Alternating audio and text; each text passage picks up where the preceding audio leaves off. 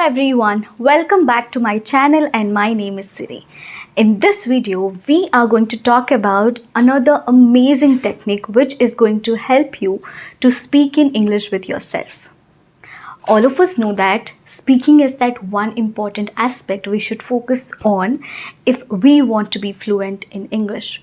In one of my previous videos, I suggested you guys about a technique where you need to ask questions to yourself and start answering those. By doing that, you would give a lot of speaking practice to yourself. And again, I am going to suggest another technique which is going to help you to speak with yourself when you are alone and when you want to practice English with yourself. So without any further ado, let's get into the video now. To be honest, I've actually read about this particular technique in a book, but it was applied to something else. But I thought, why not I apply the same technique to practice English? And I've actually done it myself. I've applied that technique to English and I've practiced, and I was surprised. That technique is really going to help you to be fluent in English to some level. Okay, so talking about the technique now, what you have to do is you have to start describing an incident which happened in your life. Any situation, it could be a memory or a thing that you want to talk about. Now, when you are describing an incident, there is no one sitting right in front of you. It's only you describing that incident to your own self, right? So you don't have to worry about revealing your secrets or anything. Just start describing any memory that you want to.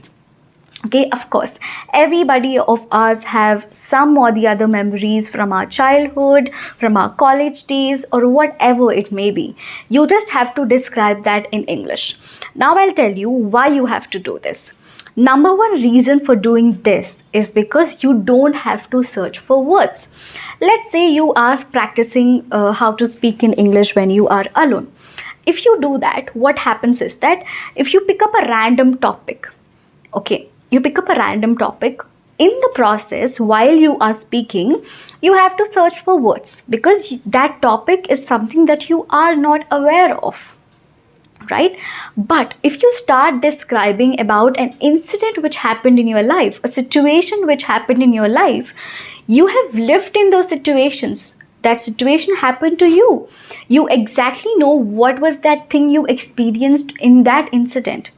So you are very much aware about whatever happened in that incident.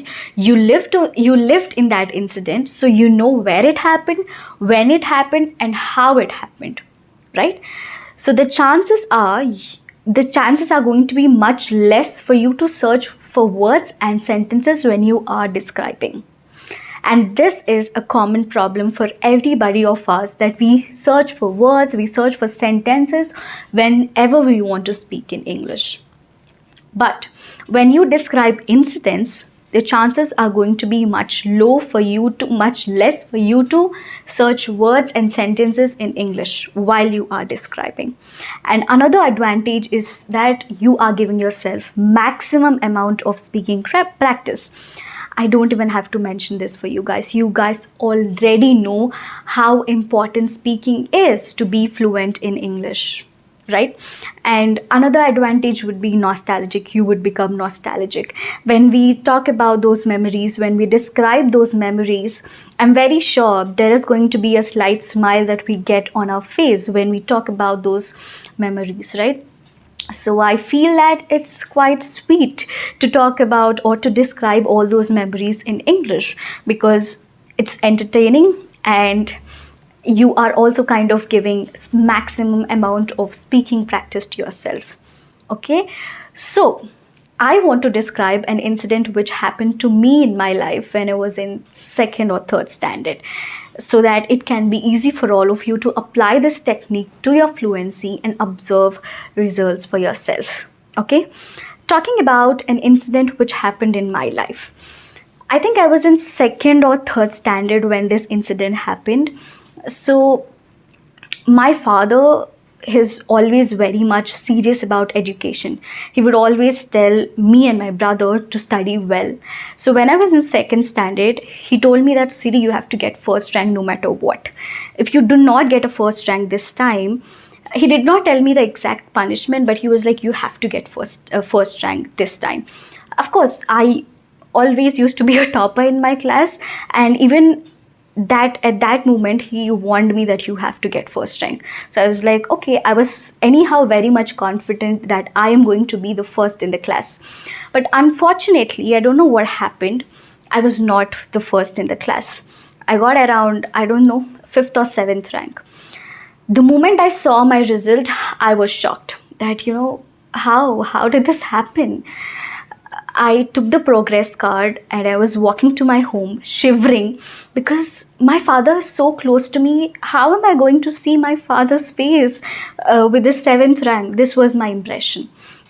So I was just holding that card in my hand. I was just shivering, going to my home. I could not go to home at all. So I sat at my uncle's place and I just started crying. That no, I don't want to go home because I got 7th rank. My father told me that I need to get first rank no matter what. I started crying. I was so small, just 2nd or 3rd standard. And looking at me like that, everybody, all of them used to be friendly with me. Uncles, aunts, grandfathers, grandmothers, everybody.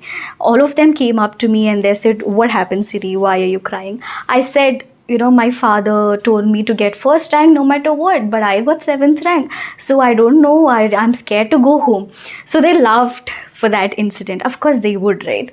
They laughed and they were like, don't cry. We are going to come with you, along with you to your home. We are going to tell your father that he should not give any punishment to you. Let's go. So they took me along with them to my home and they said the same thing to my father, that why are you being so serious about this? She's such a nice girl. She got 7th rank. You should appreciate for that. Now my father started smiling for that. Siri, you took it so seriously. Now my father did not punish me, or my father did not even scold me for that. He just took me closer and told me that, Siri, I did not want to put that pressure on your brain to study well. I just wanted to let you know that you have to study well. That's it. I really want you to focus on your studies. It's okay if you do not get a first rank, but I just tried my best to, push you forward to study better. It's okay. Even if you get 5th rank, 7th rank, whatever it is, I'm happy about it.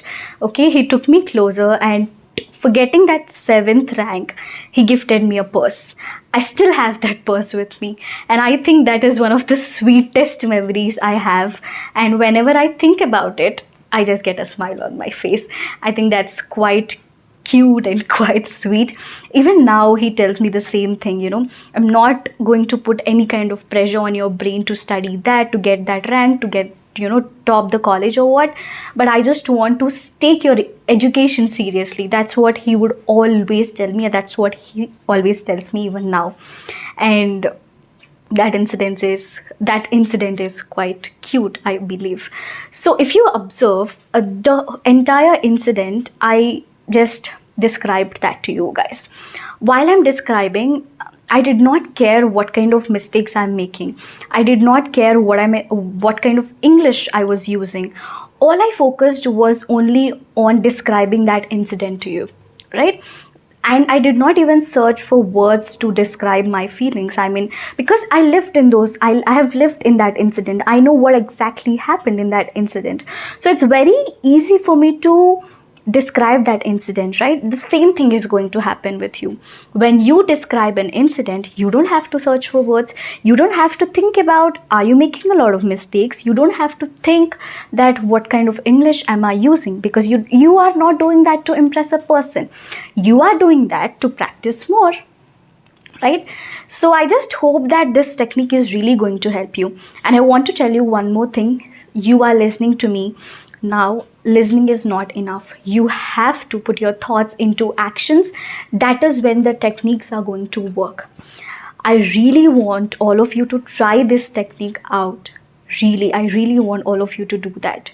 After completion of watching this video, I really want all of you to try this technique for yourself. If you do not find that time alone, just think about it. Think about that one incident which you always remember. Think about that one incident in your brain. If you do not find that time alone, if you find that time alone, good for you. You can start describing that incident. All right, so listening itself is not enough. You have to put your thoughts into actions, and I hope this technique is really going to help you. And I try and bring these kind of techniques because I never want to consider learning this language as a burden. I never ever want to do that. So we have to make this journey and process as fun as possible. So we are going to be satisfied with the result and we are going to enjoy the process thoroughly. And you know the importance of process. Excuse me. And I hope you guys liked this technique. If you did, please do let me know in the comment section, and please do let me know how did you like the video, and please give it a like and subscribe to my channel if you haven't already. I will see you guys very soon. Till then, you take care. I'll see you soon. Bye.